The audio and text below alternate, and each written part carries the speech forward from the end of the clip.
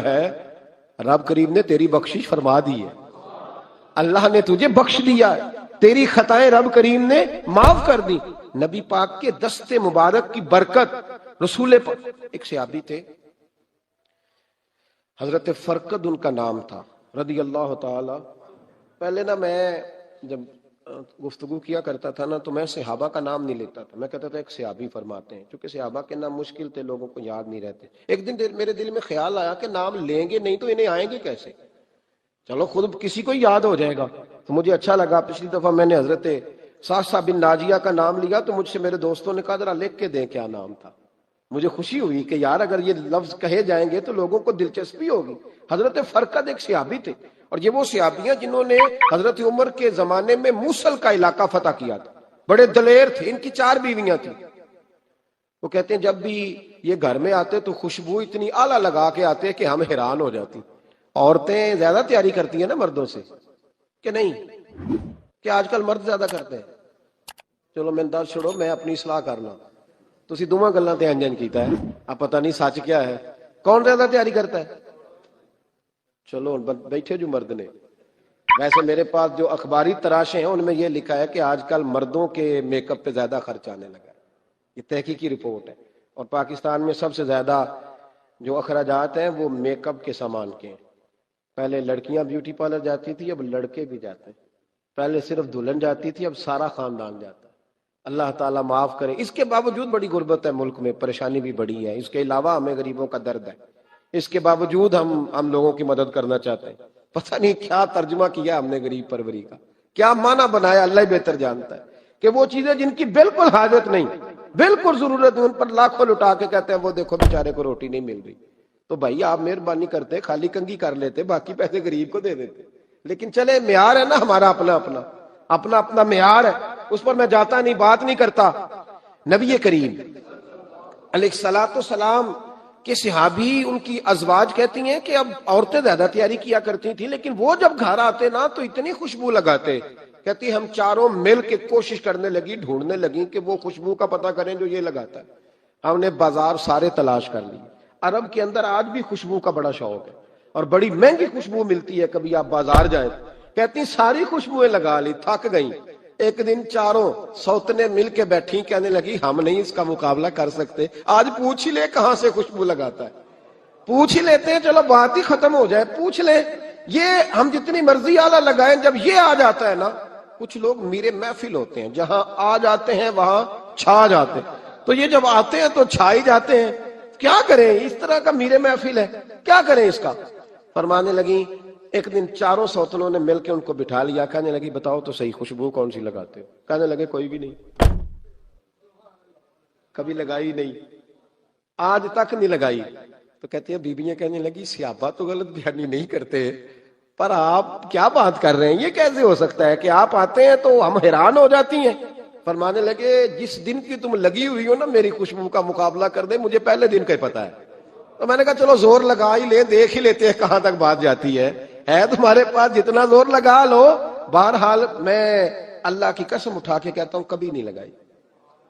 تو بیویاں کہنے لگی پھر بتا تو صحیح، تو ایک دلیر آدمی ہے، اور جو دلیر لوگ ہوتے ہیں وہ خوشبوؤں کے اور کپڑوں کے اور ان چیزوں میں زیادہ وقت نہیں لگاتے، ان کے تو مشن اور طرح کے ہوتے۔ آپ تو مجاہد قسم کے آدمی ہیں، پر ہر وقت خوشبو آتی ہے۔ تو حضرت فرقد رو پڑے، کہنے لگے بیمار ہو گیا تھا، لاچار ہو گیا، حکیموں طبیبوں نے انکار کر دیا، وجود پر میرے آبلے نکل آئے، پھنسیاں بن گئی، ان میں پیپ بھر گئی، بیٹھ نہیں سکتا تھا، اٹھ نہیں سکتا تھا۔ جب تھک گیا نا تو دروازہ رسول پہ چلا گیا، جب تھک گیا طبیبوں کا تھکایا ستایا حضور کی بارگاہ میں، کہا محبوبہ دیکھیں تو صحیح میرا کیا حال ہے۔ حضور ذرا دیکھیں، چل نہیں سکتا، سو نہیں سکتا، بیٹھ نہیں سکتا، تیرے علاوہ غم کسے بتاؤں؟ کہتے ہیں حضور نے فرمایا 70 ڈھانپ لے، باقی سارے کپڑے اتار دے۔ 70 ڈھانپ لے، کہتے ہیں ٹخنوں سے لے کر ناف تک میں نے 70 ڈھانپ لی، باقی سارے کپڑے اتارے۔ حضور کیا کریں گے؟ فرماتے ہیں نبی پاک نے دست مبارک اٹھایا، برف سے ٹھنڈا، کستوری سے زیادہ مہکنے والا، فرماتے ہیں پورے وجود پر میرے حضور نے دست مبارک ایک دفعہ لگا دیا، اب جدھر جدھر سے گزرتا ہوں ساری دنیا خوشبو سے بھر جاتی ہے۔ یہ نبی پاک کا دیا ہوا نور ہے، یہ حضور کی عطا کردہ شفا ہے، یہ رسول پاک کے حسن کی خیرات ہے۔ ایک شاعر نے ایک فکرہ کا کمال کر دی، کہنے لگا ظلمت کو ان کے نور نے کافور کر دیا، جس پر پڑی نظر اسے بھی نور کر دیا۔ رسول پاک علیہ السلام کے دست خیر میں وہ برکات تھی۔ حضور حسن کی دو قسمیں ہوتی ہیں، ایک حسن ہوتا ہے ملمہ سازی والا، بیوٹی پارلر والا، ایک حسن ہوتا ہے باطن کا۔ بچے پتہ کیوں خوبصورت ہوتے ہیں؟ اس پر علماء مناطقہ نے بحث کی ہے، محدثین نے لکھا ہے۔ بچہ گدھے کا بھی ہو تو پیارا لگتا ہے، چھوٹا بچہ اگر اس کا رنگ بہت گورا نہ بھی ہونا، صرف چھوٹا ہو، وہ پیارا لگتا ہے، اس میں ایک جاذبیت ہوتی ہے۔ اس پر ہمارے مفسرین نے، محدثین نے، علماء مناطقہ نے ایک بحث کی ہے۔ وہ کہتے ہیں اصل بات یہ ہے کہ بچے جھوٹ نہیں بولتے، بددیانتی نہیں کرتے، دھوکہ نہیں کرتے۔ یہ جو اندر کی عیاریاں ہوتی ہیں نا، چہرہ بھی خطرناک کر دیتی ہیں، اور جب اندر حسن ہوتا ہے تو باہر بھی حسن ہی ہوتا ہے۔ بچے میں کوئی مکاری عیاری نہیں ہوتی، فساد نہیں ہوتا، نیت میں فطور نہیں ہوتا، کسی کو لوٹنے کا ارادہ نہیں، کسی کو شیشے میں اتارنے کا پروگرام نہیں بتاتا۔ بچہ چرب زبان نہیں ہوتا، اس کو طریقہ نہیں ہوتا، وہ لوگوں کو قائل کرنے کے ہر وقت دوڑتا نہیں، الٹی سیدھی گیمیں نہیں چلاتا، کیونکہ اندر حسن ہوتا ہے تو وہ حسن اس کے چہرے پر معصومیت بن کے آتا ہے۔ سمجھ آ رہی ہے میری بات کی؟ اس کی دلیل میرے رسول پاک علیہ السلام نے بخاری میں فرمایا اللہ کا ولی وہ ہے جس کا چہرہ دیکھو تو اللہ یاد آ جائے۔ اب یہاں یہ نہیں فرمایا گورا چٹا ہو، خوبصورت ہو، بس اس کے چہرے میں معصومیت ہوتی ہے، وہ سچا ہوتا ہے، وہ کھرا ہوتا ہے، اس کا حسن چہرے پہ آتا ہے۔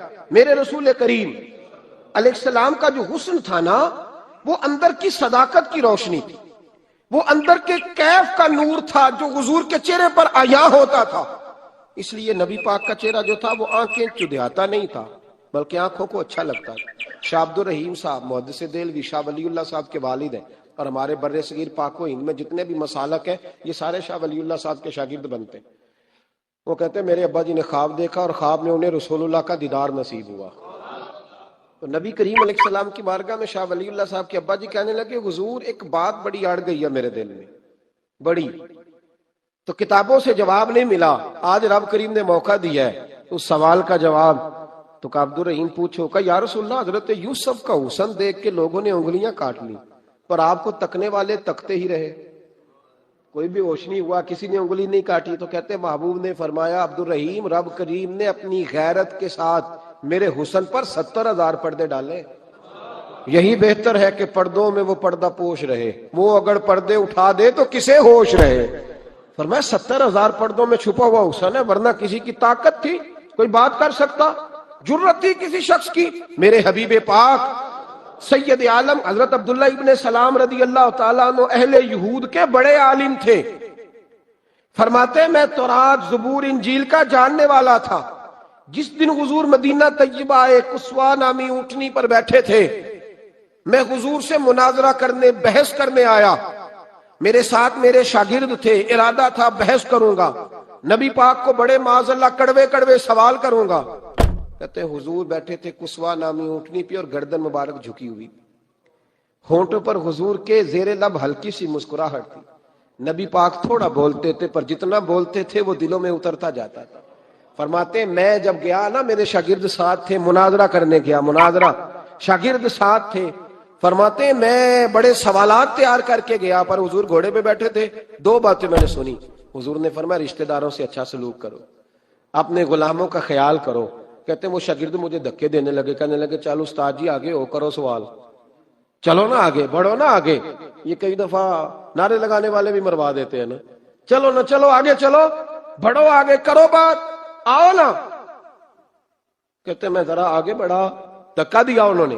فرماتے میں آگے بڑھا اور میں نے قریب محبوب کے قریب جا کے کہا حضور مجھے کلمہ پڑھا دے، میں مسلمان ہونے آیا۔ یعنی عام آدمی تو قائل ہو جاتا ہے، عالم اور تورات زبور انجیل کا جاننے والا، حضور کلمہ پڑھائیں۔ کہتے میں واپس آیا نا کلمہ پڑھ کے، تو شاگرد کہنے لگے استاد جی آپ تو مناظرہ کرنے آئے تھے، یہ کیا ہوا؟ تو یہ لفظ ہے حضرت عبداللہ ابن سلام کے، فرمانے لگے تم نے نبی پاک کا چہرہ نہیں دیکھا، ان کی آنکھوں کی روشنی نہیں دیکھی، تم نے چہرے کی معصومیت نہیں دیکھی، لب و لہجے کا وقار نہیں دیکھا؟ کتنے دنوں کے تھکے ماندے آج وہ مدینے پہنچے، پر ان کے لب و لہجے میں کوئی اکتاہٹ، کوئی تھکاوٹ، کوئی لفظوں میں جھول تم نے دیکھا ہے؟ فرمانے لگے جس کا اس طرح کا چہرہ ہوتا ہے وہ جھوٹا نہیں سچا ہوا کرتا ہے۔ میرے نبی پاک علیہ الصلوۃ والسلام کے غلام حضرت طارق بن عبداللہ رضی اللہ تعالیٰ عنہ فرماتے ہیں کلمہ پڑھنے سے پہلے ایک دفعہ ہمارا سارا قبیلہ تجارت کے لیے نکلا تھا، اور اس وقت منظر یہ ہوتا تھا کہ ہم اپنی عورتوں کو بھی ساتھ لے جاتے تھے. 6 مہینے سفر کرنا ہوتا تھا، اونٹ گھوڑے ہم بیچا کرتے تھے، عورتیں بھی ساتھ رہتی، کھاتے بھی پکاتے بھی. کہتے ایک سفر سے ہم واپس آ رہے تھے تو مدینے کے باہر صحرا میں ہم نے پڑاؤ کیا، اکیلے رسول پاک صلی اللہ پھر ایک دفعہ پڑھیے گا، ایک دفعہ پھر کہیے گا صلی اللہ تعالی علیہ وسلم. کہتے ہیں نبی پاک تنہا اکیلے حضور نہ سیر کرتے کرتے ہمارے قافلے کے پاس سے گزرے، خیمے لگے تھے، پڑاؤ کیا، محبوب تشریف لے آئے. کہتے ہیں حضور سید عالم صلی اللہ تعالی وسلم تشریف لائے. کوئی قبیلے میں سے قافلے میں سے حضور کو جانتا نہیں تھا. ایک سرخ رنگ کا اونٹ تھا ہمارے سردار کا جو بکنے سے رہ گیا تھا، بڑا خوبصورت. کہتے ہیں نبی پاک کو پسند آ گیا. حضور پوچھنے لگے تم کون ہو؟ کہا جی مسافر ہے. کہاں سے آئے ہو؟ فلاں جگہ سے آئے ہیں. کس لیے آئے ہو؟ ہم تجارت کی غرض سے نکلے. اونٹ بیچو گے؟ بیچنا ہے. کتنے کا سودا طے ہوا؟ اس نے کہا اتنے لینے، حضور نے کہا اتنے دینے ہیں. بات طے ہو گئی. کہتے ہیں لگام حضور نے پکڑی اور فرمانے لگے وہ سامنے میرا شہر ہے جس کا نام مدینہ ہے، وہ میرا شہر ہے. میں ابھی مدینے جاتا ہوں، اپنے غلام کو بھیجتا ہوں اور تمہیں آ کے نا قیمت دے جاتا ہے. محبوب گھوڑے کی لگام تھا، اونٹ کی لگام تھا میں، نکیل تھا میں، اونٹ تھا سرخ رنگ کا. حضور لے کے جب نکلے نا، تھوڑا سا چند قدم آگے گئے تو ان میں سے ایک شخص بولا، کہنے لگا سردار آپ سیانے لوگ ہیں، سمجھدار ہیں. اس شخص کا نام پوچھا آپ نے؟ قبیلہ پوچھا ہے؟ ایڈریس کا پتہ ہے؟ پتہ ہے کہاں رہتا ہے؟ اتنا قیمتی اونٹ دے دیا. سردار بھی کہنے لگا، سارے کہنے لگے یار ان کی باتوں میں اتنی لذت تھی، ان کے گفتار و رفتار اتنی باوقار تھی، مزیدار تھی کہ ہوش ہی کوئی نہیں رہا. بھئی ہم پرانے تاجر ہیں، کبھی اس طرح کا سودا کیا ہی نہیں جس طرح کا آج ہو گیا. اوہو واقعی کچھ نہیں یاد رہا، کوئی سمجھ نہیں آئی. وہ ابھی نظر آ رہے ایک آدمی، دوڑ کے جاؤ، دوڑ کے اور جا کر کے نا ان سے کہو بڑی جائز بات ہے، وہ ناراض بھی نہیں ہوں گے. ان سے ایک شخص کہو کہ بھئی اونٹ دے جاؤ، پیسے لے آنا اور اپنا مال لے جانا، دوڑ کے جاؤ. ایک شخص دوڑنے لگا تو سردار کی بیوی خیمے کے اندر تھی، پردے کے پیچھے سے بولی، کہنے لگی خبردار کوئی پیچھے نہ جائے، اگر پیسے مل گئے تو ٹھیک ہے، نہ ملے تو میں دے دوں گی، کوئی پیچھے نہ، کوئی نہ جائے پیچھے. سردار کہنے لگا تو جانتی ہے؟ کہنے لگی نہیں. کہا گارنٹی کیوں دے رہی ہے؟ تو کہنے لگی تم نے ان کا چہرہ نہیں دیکھا؟ تم تو سودے کر رہے تھے، میں پردے کے پیچھے سے دیکھ رہی تھی. پیر مہر علی شاہ صاحب کو کسی نے کہا تھا نبی پاک کا حلیہ بیان کرے، بتائیں حضور کے کان مبارک کیسے تھے، آنکھیں کیسی تھی، ناک مبارک کیسی تھی، بینی مبارک کیسی تھی. تو پیر مہر علی شاہ صاحب کہنے لگے کوئی مثل نہیں ڈھولن دی. کہنے لگے مجھ سے نہیں بیان ہوتا حضور کا حلیہ، کوئی مثل نہیں ڈھولن دی. تو چپ کر مہر علی، ایتھے جا نہیں ہوں بولن دی، میں بس کر، تو بیان کر سکتا ہے اتنی طاقت. اعلیٰ حضرت نے کہا لم یاتی نذیر کفی ناظرن مثلے تو نشد، پیدا جانا. کہا حضور مثال تو تب آپ کی بنے گی نا، کوئی آپ کی طرح کا پیدا تو ہوگا، تب بھی مثال بنے گی، تو جب ہوا ہی نہیں تو مثال کیسے بنے گی؟ کہنے لگی کوئی نہ جائے، نہ پیسے آئے تو میں دے دوں گی. میں تو پردے کے پیچھے سے دیکھ رہی تھی، ان کے چہرے کا وقار دیکھا، ان کی آنکھوں کی روشنی دیکھی، ان کے لفظوں کا حسن دیکھا. تم 50 باتیں کرتے تھے، وہ ایک جواب دیتے تھے اور گنے چنے لفظ بولتے تھے. ان کی سادگی کا وقار دیکھا. جانے دو، نہ پیسے آئے تو میں دوں گی. کہتے ہیں حضور گئے، تھوڑی دیر کے بعد ایک کالے رنگ کا حبشی غلام آیا، پیسے بھی پکڑے اور اپنی چادر میں نا کھجورے باندھ کے تو پیچھے ڈالی ہوئی، اور دیہاتی لوگ پیچھے نہیں ڈال لیتے، کھجورے ڈال کے پیچھے. کہتے ہیں وہ آئے اور ان کے آنے کا انداز بھی بڑا نرالا تھا. کہتے ہیں وہ جھومتے جھومتے اللہ کا ذکر کرتے، اللہ الصمد کرتے پہنچ گئے اور آگے کہنے لگے تم سے میرے نبی نے اونٹ خریدا؟ تم سے؟ ہم سے خریدا ہے. کہنے لگے یہ تمہارے پیسے؟ اور پھر چادر کھول کے صحرا پہ بچھا دی. کہنے لگے یہ تمہارے پیسے اور کھجورے کھاؤ، میرے نبی نے تحفہ بھیجا ہے، کھاؤ، حضور نے تحفہ بھیجا ہے. تو وہ سردار کی بیوی اوٹ ہٹا کے کہنے لگی وہ کالے رنگ کے حبشی غلام، انہیں کھجوریں کھلا اور مجھے اس عزت والی ماں کا نام بتا جس کے گھر میں ایسا لال پیدا ہوا، انہیں کھجوریں کھلا اور مجھے اس عظمت والے باپ کا نام ماشاءاللہ میرے پیارے دوستو، آگے بیان جاری ہے پیر اللہ اجمل تو رضا بتا قادری صاحب بتا کا، تو آپ صحیح وہ سنتے جائیے کون وہ ماشاءاللہ۔ کون تھے؟ 2 گھڑیاں رکے ہیں پر خوشبو ہی پھیل گئی ہے، رنگ ہی بدل گیا، تار کوئی مثل نہ ڈھولن دی، تو چپ کر مہر علی ایتھے جہاں نہیں ہوں بولن دی۔ حضرت طارق بن عبداللہ کہتے ہیں جناب بلال فرمانے لگے وہی تو اللہ کے آخری رسول ہے، وہی تو خاتم المرسلین ہے، وہی تو ہیں جنہیں اللہ نے ساری انسانیت کے لیے نمونہ عمل بنایا۔ کہتے ہیں ہم اونٹ بیچنے گئے تھے پر سارے کا سارا قبیلہ ہی مسلمان ہو گیا۔ نبی پاک کی حضور کے ظاہری حسن کے تذکرے ہماری اولادوں کو آنے چاہیے۔ ایک شعر مرحوم اعظم چشتی نے کہا تھا، کمال کر دی، کہنے لگے سمجھا نہیں ہنوز میرا عشق بے ثبات، تو کائنات حسن ہے یا حسن کائنات؟ میں آج تک سمجھ نہیں سکا، سمجھا نہیں ہنوز میرا عشق بے ثبات، تو کائنات حسن ہے یا حسن کائنات۔ بھائیو وہ سارے طریقے اپناؤ جو رسول پاک نے عطا فرمائے۔ حسن بھی نبی پاک کے طریقوں میں ہے، پاکیزگی بھی نبی پاک کے طریقوں میں ہے، بقا بھی حضور کے۔ اور جو چاہتا ہے نا دنیا میں سب سے خوبصورت بن جائے، نظر آئے اور اس کی خوشبو سے لوگوں کے دل ٹھنڈے ہو، وہی طریقہ اپنائے جو میرے نبی نے عطا کیا ہے۔ قرآن مجید فرقان حمید میں اللہ کریم نے فرمایا ہے کہ یا ایہا الناس قد جاکم برہان من ربکم، فرمایا اے لوگو تمہارے پاس تمہارے رب کی طرف سے دلیل آ گئی، برہان آ گئی۔ وہ دلیل کیا ہے؟ وہ نبی پاک علیہ السلام کی ذات گرامی، رسول کریم صلی اللہ علیہ وسلم۔ اللہ تعالی السلام علیکم دوستو، میں ہوں بلال حسین اور آپ دیکھ رہے تھے ہمارا یوٹیوب چینل۔